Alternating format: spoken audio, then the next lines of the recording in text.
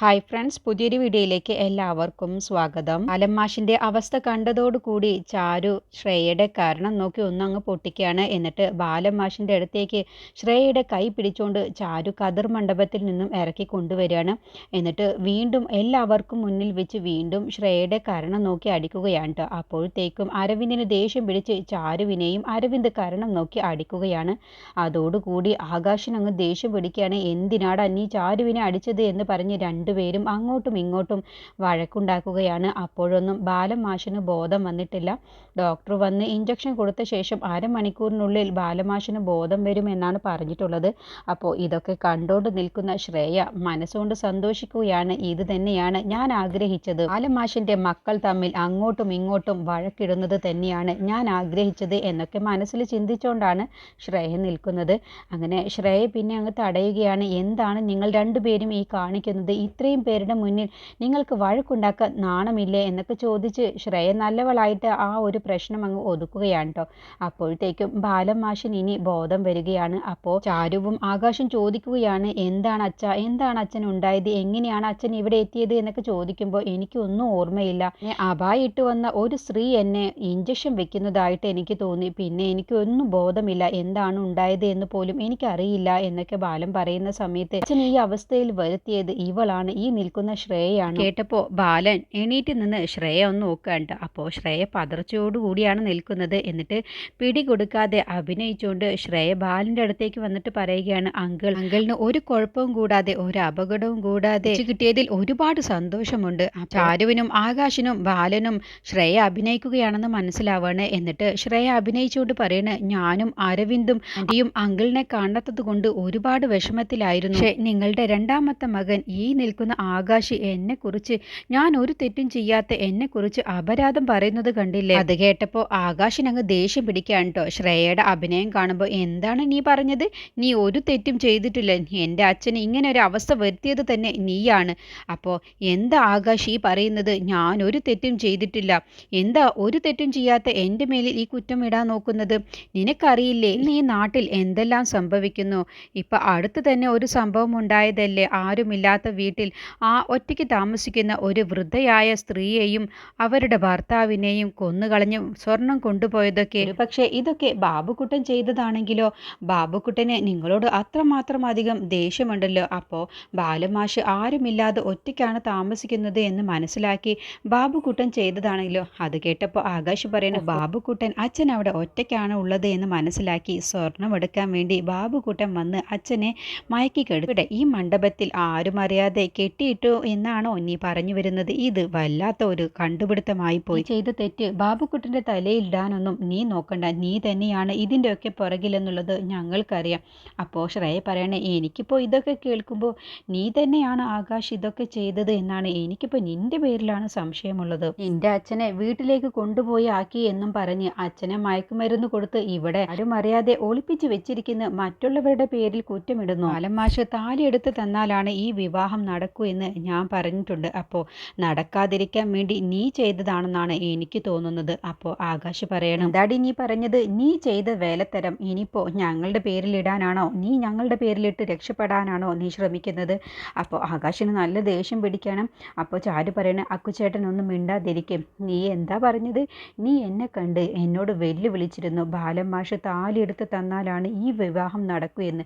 അപ്പോൾ നിന്റെ ആ വെല്ലുവിളിയൊക്കെ കണ്ടപ്പോൾ എനിക്ക് നിന്നെക്കുറിച്ച് ഓർത്ത് അഭിമാനമുണ്ടായിരുന്നു. പക്ഷേ ഇതിപ്പോൾ പിറകിൽ നിന്ന് കുത്തിയിട്ട് നീ ചെയ്ത തെറ്റ് ഞങ്ങളുടെ മേലിലിടാൻ നോക്കുന്നത്, നീ അത് വലിയ മിടുക്കിയാണെന്നൊന്നും നീ വിചാരിക്കേണ്ട. നീയൊക്കെ ഒരു സ്ത്രീ തന്നെയാണോടി എന്ന് എല്ലാവർക്കും മുന്നിൽ വെച്ച് ചോദിക്കുമ്പോൾ ശ്രേയയ്ക്ക് നല്ല ദേഷ്യം പിടിക്കാൻ ട്ടോ. എല്ലാവരെയും മുന്നിൽ വെച്ച് ശ്രേയയെ ചാരു അപമാനിക്കുന്നത് കേൾക്കുമ്പോൾ എന്നിട്ട് ചാരു പറയണേ, നീ എൻ്റെ ബാലമാമയോട് ഇത്രയ്ക്ക് ക്രൂരത ചെയ്യുമെന്നുണ്ടെങ്കിൽ ഞാൻ ഒരിക്കലും നിന്നെ വെല്ലുവിളിക്കില്ലായിരുന്നു. കല്യാണത്തിന് ശ്രേയ ക്ഷണിച്ച അതിലെ ഒരു അതിഥി പറയുകയാണ്, മേഡം നിങ്ങൾ എല്ലാവർക്കും മുന്നിൽ വെച്ച് ശ്രേയ മേഡത്തിനെ ഇങ്ങനെ അപമാനിക്കരുത്. ഒരു തെളിവുമില്ലാതെ ശ്രേയ മാഡമാണ് ഇതൊക്കെ ചെയ്തത് എന്ന് നിങ്ങൾ വെറുതെ അവരെക്കുറിച്ച് ഇങ്ങനെ എല്ലാവർക്കും മുന്നിൽ വെച്ച് അപമാനിക്കരുത്. അവർ നല്ല ഒരു പൊസിഷനിലിരിക്കുന്ന ഒരു ഗവൺമെൻറ് ജോലിക്കാരിയാണ്. ഓ രമേശൻ പറയണ, അല്ല എന്നിട്ടിപ്പോൾ ബാബുക്കുട്ടനെ നിങ്ങൾക്ക് അറസ്റ്റ് ചെയ്യാൻ കിട്ടിയോ? ഇല്ല, ഇപ്പോഴും അന്വേഷിച്ചു കൊണ്ടിരിക്കുകയാണ്. അപ്പോൾ ആകാശ് പറയാണ്, നീ ചെയ്ത തെറ്റ് ബാബുക്കുട്ടൻ ഇവര് പറഞ്ഞ് രക്ഷപ്പെടാനൊന്നും നീ നീ നിൽക്കണ്ട. എൻ്റെ അച്ഛനോട് ഈ ക്രൂരത ചെയ്തത് ആരാണെങ്കിലും എത്രയും പെട്ടെന്ന് ഞാൻ കണ്ടുപിടിക്കും. എന്നിട്ട് അവനെ കൊണ്ട് തന്നെ നീയാണ് ഇതൊക്കെ ചെയ്യിപ്പിച്ചത് എന്നുള്ള സത്യം ഞാൻ അവനെ കൊണ്ട് പറയിപ്പിക്കും. അല്ല എന്നുണ്ടെങ്കിൽ ഞാൻ ബാലൻ മാഷിൻ്റെ മകൻ ആശല്ല എന്ന് പറഞ്ഞ് വെല്ലുവിളിക്കുകയാണ്. ചാരു പറയണേ, ഇനി ഇവളോട് കൂടുതൽ സംസാരിക്കേണ്ട അക്കുച്ചേട്ട, നമുക്ക് പോവാമെന്ന് പറഞ്ഞ് ബാലനെയും കൂട്ടി ആകാശും ചാരുവും പോവാൻ വേണ്ടി നിൽക്കുമ്പോൾ ബാലൻ പറയണ, ഒരു നിമിഷം, ഞാൻ കുട്ടികൾക്ക് ക്ലാസ് എടുക്കുന്ന സമയത്ത് ഞാൻ അവരോട് ധർമ്മത്തെക്കുറിച്ചും അധർമ്മത്തെക്കുറിച്ചും പറയാറുണ്ട്. എന്ത് തന്നെ ചെയ്താലും ശരി, ധർമ്മമാണ് വിജയിക്കുക, അധർമ്മം തോറ്റു പോകുമെന്ന് ഞാൻ കുട്ടികൾ പറയുന്ന സമയത്ത് അവർ ചോദിക്കും ഇതൊക്കെ നടക്കുമോ എന്ന് ചോദിക്കുമ്പോൾ ഇതൊക്കെ നടക്കും. ആ സമയത്ത് നിങ്ങൾക്ക് ഇതൊക്കെ പഠിപ്പിച്ചു തരുന്ന ബാലമാഷ് നിങ്ങളോടൊപ്പം ഉണ്ടാവില്ല എന്ന് പറഞ്ഞിരുന്നു. അതുപോലെ നിന്നെ ഇതൊക്കെ പഠിപ്പിച്ചു തന്ന മാഷ് ഇപ്പോൾ നിന്നോടൊപ്പം ഇല്ല. പക്ഷേ നിന്നെ ഇതിനെക്കുറിച്ച് പഠിപ്പിച്ചു തന്ന മാഷ് അത് നിനക്ക് നന്നായിട്ട് തന്നെ ഓർമ്മയുണ്ടാവും. നീ ഒരു കാര്യം മനസ്സിലാക്കിക്കോ, എപ്പോഴും ധർമ്മം മാത്രമാണ് വിജയിക്കൂ. അധർമ്മം എന്ത് തന്നെ പ്രതിസന്ധി ഉണ്ടായാലും എന്ത് തന്നെ ചെയ്താലും അധർമ്മം തോറ്റുപോകും.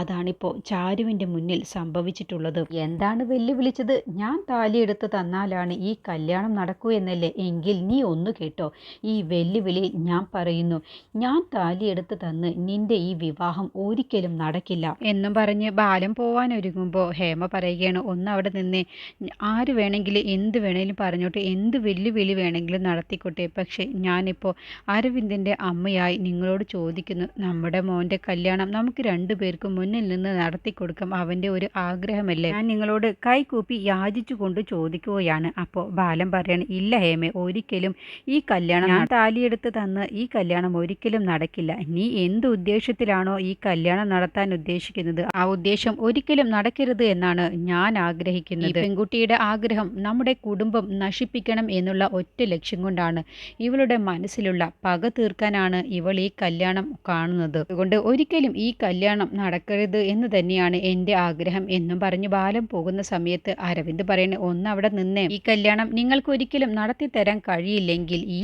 നിൽക്കുന്ന ജനങ്ങളുടെ മുന്നിൽ വെച്ച് നിങ്ങളുടെ മകൻ ഞാനല്ല എന്നങ്ങ് പറഞ്ഞേക്ക്. അപ്പോൾ ബാലൻ ഒച്ചെടുത്തുകൊണ്ട് പറയുകയാണ്, ഞാനത് ആദ്യമേ പറഞ്ഞു കഴിഞ്ഞതാണടാ, എനിക്ക് ഇഷ്ടമില്ലാത്ത കല്യാണം നീ നടത്താൻ ഒരുങ്ങിയപ്പോഴേ ഞാൻ അതിനെക്കുറിച്ച് പറഞ്ഞതാണ്, ഇതിനെക്കുറിച്ച് എന്ത് പറയാനാടാ എന്നും പറഞ്ഞ് ബാലൻ പോവാൻ ഒരുങ്ങുമ്പോൾ അരവിന്ദ് വീണ്ടും തടയുകയാണ്. എന്നെ മറികടന്ന് ഇനി നിങ്ങൾക്ക് ഇവിടെ നിന്ന് പോവാൻ കഴിയില്ല എന്ന് പറഞ്ഞപ്പോൾ ആകാശ് പറയാണ്, ഞാൻ എൻ്റെ ഏട്ടനാണെന്നും ഞാൻ നോക്കില്ല, എൻ്റെ അച്ഛനെ ആര് തടയാൻ വേണ്ടി വന്നാലും ഞാൻ അതിൽ ഇടപെടും. ചാരു പറയാണ്, എന്തിനാണ് ഞങ്ങൾക്ക് താല്പര്യമില്ലാത്തതിൽ നിങ്ങൾ വെറുതെ ഇനി പ്രശ്നമുണ്ടാക്കാൻ ഒരുങ്ങുന്നത്? അപ്പോൾ അരവിന്ദ് പറയണ, ആരാണ് അവ പ്രശ്നമുണ്ടാക്കുന്നത്? നിങ്ങൾ തന്നെയല്ലേ? അപ്പോൾ അരവിന്ദ് നാട്ടുകാരോടെല്ലാവരോടും കൂടി പറയുകയാണ്, നിങ്ങളെല്ലാവരും ഇത് കാണുന്നില്ല, ഇത് എന്ത് അന്യായമാണ് ഇവരെ കാണിക്കുന്നത്? ഞങ്ങളുടെ വിവാഹം ഇവർക്ക് നടത്തി തന്നൂടെ? ഇവരെ കാണിക്കുന്നത് അന്യായമല്ലേ? നിങ്ങൾ ആരും എന്താ ഇത് കണ്ടിട്ട് മിണ്ടാതിരിക്കുന്നത്? അപ്പോൾ നാട്ടിലെ ഒരു പ്രമാണി പറയുകയാണ്, ബാലൻ മാഷേ, ഇവരുടെ വിവാഹം അങ്ങ് നടത്തി കൊടുത്തേക്ക്, താലി എടുത്ത് കൊടുത്തേക്ക്, എന്നിട്ട് ഇവർ സന്തോഷത്തോടു കൂടി ജീവിക്കാൻ വേണ്ടി അനുഗ്രഹിച്ചേക്ക് എന്ന് പറയുമ്പോൾ ബാലൻ പറയണ, എന്നോട് ക്ഷമിക്കണം, ഞാൻ ഇവരുടെ നല്ല മനസ്സോടെയാണ് ഇവർ ഈ വിവാഹം കഴിക്കുന്നതെങ്കിൽ എനിക്ക് ഒരു കുഴപ്പവും ഉണ്ടായിരുന്നില്ല. പക്ഷേ ഈ നിൽക്കുന്ന മേഡം ഞങ്ങളുടെ കുടുംബം നശിപ്പിക്കാമെന്നുള്ള ഉദ്ദേശത്തിലാണ് ഈ വിവാഹം നടത്തുന്നത് തന്നെ. അത് അറിഞ്ഞുകൊണ്ട് ഞാനെങ്ങനെയാണ് ഇവരുടെ കല്യാണത്തിന് മുൻകൈയെടുത്ത് ഇവരുടെ കല്യാണം നടത്തി കൊടുക്കുക? അതുകൊണ്ട് എന്നെ നിർബന്ധിക്കരുത്, എന്നോട് ക്ഷമിക്കണം. അപ്പോൾ ചാരു ശ്രേയയോട് പറയുകയാണ്, ഞാനും നീയും തമ്മിൽ വെല്ലുവിളി നടത്തി. എൻ്റെ ബാലമാമ നിനക്ക് താലിയെടുത്ത് തന്നാലാണ് ഈ വിവാഹം നടക്കൂ എന്നല്ലേ നീ പറഞ്ഞത്? ഞങ്ങൾ വെല്ലുവിളിച്ചത് ഞങ്ങൾ നിറവേറ്റി. ഞങ്ങൾ എന്തായാലും നിനക്ക് താലിയെടുത്ത് തടയാൻ പോകുന്നില്ല. അതുപോലെ നീ പറഞ്ഞ വാക്ക് നീയും പാലിക്കാൻ നോക്ക്. എന്നിട്ട് ഈ നാട്ടിൽ നിന്ന് തന്നെ, ഞങ്ങളുടെ ജീവിതത്തിൽ നിന്ന് തന്നെ നീ എന്നേക്കുമായി പോവാൻ നോക്ക് എന്നും പറഞ്ഞ് ചാരു ബാലനെയും ആകാശിനെയും വിളിച്ചുകൊണ്ട് അങ്ങ് പോവുകയാണ് കേട്ടോ. അങ്ങനെ അവർ പുറത്തേക്ക് ഇറങ്ങാൻ നേരം തന്നെ ശ്രേയയുടെ ഗുണ്ടകൾ അങ്ങ് തടയുകയാണ്. എന്നിട്ട് ആകാശുമായിട്ട് ഏറ്റുമുട്ടുകയാണ് കേട്ടോ. അങ്ങനെ ആകാശ് എല്ലാവരെയും 3-4 ഗുണ്ടകൾ ഒരുമിച്ച് വന്നപ്പോൾ അവരെ എല്ലാവരെയും അടിച്ച് നിലംപരിശമാക്കുകയാണ്. അത് കാണുന്ന ശ്രേയയ്ക്ക് ദേഷ്യം പിടിച്ചു നിൽക്കുകയാണ്. ഇവരെ കൊണ്ടൊന്നും ആകാശിനെ ചെയ്യാൻ കഴിയുന്നില്ലല്ലോ എന്നുള്ള ഭാവത്തിൽ അങ്ങനെ ബാലനും ആകാശും ചാരു അങ്ങ് ഇറങ്ങി പോവുകയാണ്. അപ്പോൾ ഹേമ ശ്രേയയോട് ശ്രേയയോട് പറയുകയാണ്, മോളെ നീ തന്നെയാണോ ബാലൻ മാഷിനെ പിടിച്ചോണ്ട് പോയിട്ട് ഈ അവസ്ഥയിലാക്കിയത്? അപ്പോൾ ശ്രേയ പറയണ, എന്താ ആൻറ്റി ഇങ്ങനെ ചോദിക്കുന്നത്? ഞാൻ അങ്ങനെ ചെയ്യുമെന്ന് ആൻറ്റിക്ക് തോന്നുന്നുണ്ടോ? അപ്പോൾ അരവിന്ദ് പറയും, ഇല്ല ഒരിക്കലും മാഡം അങ്ങനെ ചെയ്യില്ല എന്ന് എനിക്കറിയാം. അപ്പോൾ അരവിന്ദ് എന്നെ നന്നായിട്ട് തന്നെ മനസ്സിലാക്കിയിട്ടുണ്ട്. ഒരുപാട് നന്ദിയുണ്ട് അരവിന്ദ്. അപ്പോൾ ശ്രേയ പറയണേ, ഇനിയിപ്പോൾ ഏതായാലും കല്യാണം നടക്കില്ല, ഇനി നിങ്ങൾക്ക് എല്ലാവർക്കും പോവാം. ഞാനിപ്പോൾ ഈ വെല്ലുവിളി നടത്തിയതിൽ ഞാൻ തോറ്റുപോയി. ഇനിയിപ്പോൾ ഏതായാലും ഈ കല്യാണം വേണ്ടെന്ന് വെക്കാം, നമുക്കിനി പിരിയാം. ഇനി എന്നേക്കുമായി എൻ്റെ ശല്യം നിങ്ങൾക്ക് ആർക്കും ഉണ്ടാവില്ല എന്ന് പറയുമ്പോൾ ഹേമ പറയുകയാണ്, അയ്യോ മോളെ നീ അങ്ങനെ പറയരുത്. അപ്പോൾ അരവിന്ദ് പറയണ, മേഡം എന്താ ഈ പറയുന്നത്? വല്ലവർക്കും വേണ്ടി എന്തിനാണ് നമ്മുടെ വിവാഹം നമ്മൾ മാറ്റിവെക്കുന്നത്? ഇനിയിപ്പോൾ അങ്ങേര് താലിയെടുത്ത് തന്നില്ലെങ്കിൽ എന്താ? എൻ്റെ അമ്മയുണ്ടല്ലോ ഇവിടെ, എൻ്റെ അമ്മയും മേഡത്തിൻ്റെ അമ്മയും കൂടി താലിയെടുത്ത് തന്നാൽ പോരെ? അതോടുകൂടി നമ്മുടെ വിവാഹം നടക്കില്ലേ? എന്നിട്ട് വിവാഹം നടന്ന ശേഷം പിന്നെ എൻ്റെ വീട്ടിൽ പോയി മേഡത്തിനോട് കാണിച്ചതിനെല്ലാത്തിനുള്ള ശിക്ഷ അവർക്കങ്ങ് കൊടുത്താൽ പോരെ? എന്തിനാണ് മേഡം വിവാഹം വേണ്ടെന്ന് വെക്കുന്നത്? അപ്പോൾ ഹേമ പറയാണ്, നിങ്ങളൊന്ന് പറഞ്ഞു കൊടുക്ക് എന്ന് ശ്രേയയുടെ അമ്മയോട് പറയട്ടെ. അപ്പോൾ ശ്രേയയുടെ അമ്മ പറയാണ്, നീ എന്തിനാ ഇത്ര ഓവറാവുന്നത്? നിന്നോട് ഈ കല്യാണം നടത്താനും ആകാശ് നിന്നെ ചതിച്ചിട്ട് പോയതിന് പക വീട്ടണം എന്നുള്ളത് പറഞ്ഞതും എല്ലാം തന്നെ ഞാൻ തന്നെയാണ്. എന്നിട്ടിപ്പോൾ അതിർ മണ്ഡപം വരെ എത്തിയിട്ട് കല്യാണം വേണ്ടെന്ന് പറയാനോ? അത് പറ്റില്ല. ഞാൻ നിന്നോട് പറയുന്നത് നീ അങ്ങ് അനുസരിച്ചാൽ മതി.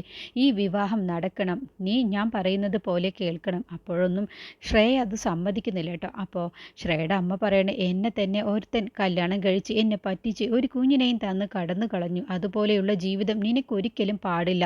അതുകൊണ്ടാണ് മോളെ ഞാൻ പറയുന്നത്, നീ ഇപ്പോൾ വിവാഹത്തിന് സമ്മതിക്കണം. അപ്പോൾ ശ്രേയ ഒച്ചെടുത്തുകൊണ്ട് പറയുകയാണ്, ആദ്യം എൻ്റെ ഫോൺ ഇങ്ങ് താ എന്ന് പറയുമ്പോൾ, നിന്നോടല്ലേ പറഞ്ഞത്, അമ്മയോട് ഞാനാ പറഞ്ഞത്, ആ ഫോൺ ഇങ്ങ് തന്നേ എന്നും പറഞ്ഞ് ശ്രേയ ഫോൺ വാങ്ങിയിട്ട് അങ്ങ് മാറി നിന്ന് സംസാരിക്കാൻ കേട്ടോ. അപ്പോൾ ഹേമയും അരവിന്ദും, എന്താണ് അവ മേഡം ഉദ്ദേശിക്കുന്നത്?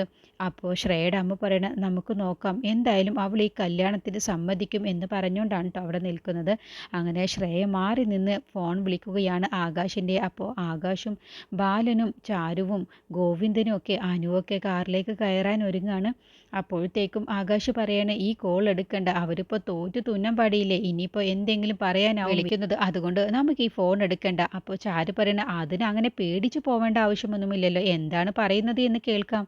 അപ്പോൾ ആകാശ് പറയണ, വേണ്ട അത് എടുക്കണ്ട എന്ന് പറയട്ടോ. അപ്പോൾ ബാലൻ പറയണ, അല്ല ഏതായാലും ഇപ്പോൾ നമ്മൾ കല്യാണം നടത്തില്ല എന്നും പറഞ്ഞു പോന്നല്ലോ, ഇനിയിപ്പോൾ എന്താണ് പറയുന്നത് എന്ന് കേൾക്കാലോ. ചാരു മോളെ നീ ആ ഫോൺ എടുക്കുക എന്ന് പറയട്ടോ. അങ്ങനെ ചാരു ഫോൺ എടുത്ത ഉടനെ തന്നെ ശ്രേയ പറയുകയാണ്, നിനക്ക് പഠിപ്പില്ല, നിനക്ക് വിവരമില്ല, അന്തസ്സുമില്ല, നല്ലൊരു ജോലിയുമില്ല, വെറും തുണിക്കച്ചവടക്കാരിയായ നീ എൻ്റെ മുന്നിൽ ജയിച്ചു കാണിച്ചു.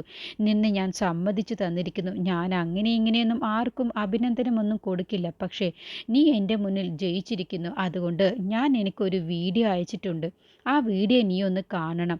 അങ്ങനെ ചാരു ആ വീഡിയോ എടുത്ത് നോക്കുകയാണ്. ആ വീഡിയോ കണ്ടതോടുകൂടി ചാരു അങ്ങ് ഞെട്ടിപ്പോവാണ്. അച്ഛാ എന്ന് പറഞ്ഞ് വിളിച്ചുകൊണ്ട്. അപ്പോൾ ശാന്തപ്പനെ ശ്രേയയുടെ ഗുണ്ടകളെല്ലാവരും കൂടി ചാക്കിൽ കെട്ടിക്കൊണ്ടു പോയിട്ട് ഒരു ഭാഗത്ത് കെട്ടിയിട്ടിട്ടുണ്ടാവും. എന്നിട്ട് കൊല്ലാനുള്ള തീരുമാനത്തിലാണ് അങ്ങനെ ചെയ്തു വെച്ചിട്ടുണ്ടാവുക. അതും ചാരുവിനെ ഭീഷണിപ്പെടുത്താൻ വേണ്ടി. അങ്ങനെ ആ വീഡിയോ ആണ് കാണിച്ചു കൊടുക്കുന്നത്. അപ്പോൾ ശാന്തപ്പൻ കള്ളു കുടിച്ച് ബോധമില്ലാത്ത അവസ്ഥയിൽ കയ്യും കാലും എല്ലാം കെട്ടിയിട്ട ശേഷം വെള്ളത്തിലേക്ക് താഴ്ത്തി കൊല്ലാനുള്ള പരിപാടിയാണ് ശ്രേയ ആ വീഡിയോയിൽ കാണിക്കുന്നത്. അത് കണ്ടതോടുകൂടി ചാരു അങ്ങ് കരയുകയാണ്, അച്ഛാ എന്ന് പറഞ്ഞുകൊണ്ട്. അപ്പോൾ ആകാശ് പറയണേ, നീ ഒന്നുകൊണ്ടും ടെൻഷൻ ആവാതിരിക്കും ചാരു എന്ന് പറയട്ടെ. അപ്പോൾ ആകാശും ബാലനും ഗോവിന്ദനും എല്ലാം കാണുന്നുണ്ട് ആ വീഡിയോ. അങ്ങനെ അപ്പം തന്നെ ശ്രേയ വീണ്ടും ചാരുവിൻ്റെ ഫോണിലേക്ക് വിളിക്കുകയാണ്, എങ്ങനെയുണ്ട്? എൻ്റെ സ്വന്തം അച്ഛൻ എന്നെ ഇട്ടേച്ച് പോയി, പിന്നെയാണ് ഇപ്പോൾ ഒരു ദത്തച്ഛൻ. എനിക്കിപ്പോൾ ദത്തച്ഛനെയും ആവശ്യമില്ല. എനിക്ക് എൻ്റെ സ്വന്തം അച്ഛൻ എന്നെ ഉപേക്ഷിച്ച് പോകുമ്പോൾ പിന്നെ എന്തിനാണ് ഇങ്ങനെ ഒരു അച്ഛൻ? ഇതെല്ലാം ഞാൻ മുൻകൂട്ടി കണ്ടിട്ട് തന്നെയാണ് അങ്ങനെ ഞാൻ എൻ്റെ വളർത്തച്ഛനാണെന്നും പറഞ്ഞ് ഞാനൊരു പദവി കൊടുത്തങ്ങ് ഏറ്റെടുത്തത്. പിന്നെ അയാൾക്ക് കൈ നിറയെ പണവും കൊടുത്തു. പക്ഷേ എന്നോട് ആ പണം കൊടുക്കുന്നതിനൊന്നും അങ്ങേര് ഒരു നന്ദിയും പറഞ്ഞില്ല. പക്ഷേ ഇന്നലെ ഞാൻ ഒരു കുപ്പി കള്ള് കൊടുത്തതോടുകൂടി എൻ്റെ കാൽക്കൽ വീണു. എന്നോട് എന്തുമാത്രം നന്ദിയാണ് അയാൾ പറയുന്നത്. അങ്ങനെ ബോധമില്ലാതാക്കിയ ശേഷം തന്നെയാണ് അയാളെ ഞാൻ എൻ്റെ ആളുകളോട് പറഞ്ഞ് ഞാൻ ചാക്കിൽ കെട്ടി കൊണ്ടുപോയതും എല്ലാം. ഇങ്ങനെ ഒരു കാര്യം സംഭവിക്കുമെന്ന് എനിക്കറിയാമായിരുന്നു. അതിന് മുൻകൂട്ടി തന്നെയാണ് ഞാൻ ഇങ്ങനെ ഒരു പ്ലാൻ തയ്യാറാക്കിയത്. അതുകൊണ്ട് മര്യാദയ്ക്ക് ബാലൻ മാഷ് ഇവിടെ വന്ന് എനിക്ക് താലിയെടുത്ത് എൻ്റെ കല്യാണം നടത്തി തരണം. അല്ല എന്നുണ്ടെങ്കിൽ നിന്റെ അച്ഛൻ എന്നേക്കുമായി ഇല്ലാതാവും. എന്ത് വേണമെന്നുള്ളത് നിനക്ക് തീരുമാനിക്കാം എന്ന് പറഞ്ഞിട്ടാണ് ഫോൺ വെക്കുന്നത്. അങ്ങനെ ഇനി ശ്രേയ ഉദ്ദേശിച്ചതുപോലെ ശ്രേയയുടെ ഭീഷണിക്ക് മുന്നിൽ എല്ലാവർക്കും വഴങ്ങി കൊടുക്കേണ്ടി വരികയാണ്. അങ്ങനെ ബാലൻ മാഷ് താലി എടുത്ത് കൊടുത്ത് ആ കല്യാണം നടത്തുകയാണ് കേട്ടോ. ഇതിനെക്കുറിച്ചുള്ള ബാക്കി റിവ്യൂ അടുത്ത വീഡിയോയിൽ പറയാം.